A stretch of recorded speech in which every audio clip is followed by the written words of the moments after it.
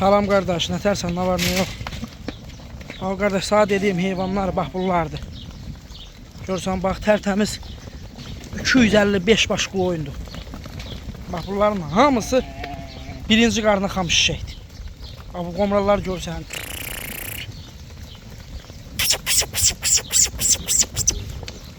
Bu günlərim də iyun ayının 27'si. Bax bunlar görsən qardaş. Bax bunun hamısı birinci qarına xam şişəkdir. Görsən bax bunlar bax. İçində bir dənə zəif qoyun, bir dənə pis qoyun Allah'ın olsun ola bilməz.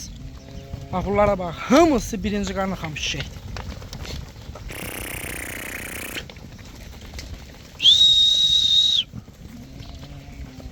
Bax bu qoyunun qardaş 10 dənəsi də balalıdır, 10 dənəsi də doğur.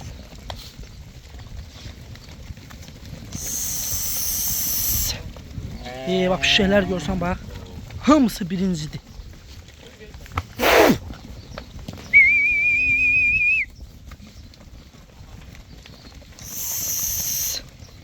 Bunlar görsən bax. Maşallah olsun, hərəsi bir kələdir.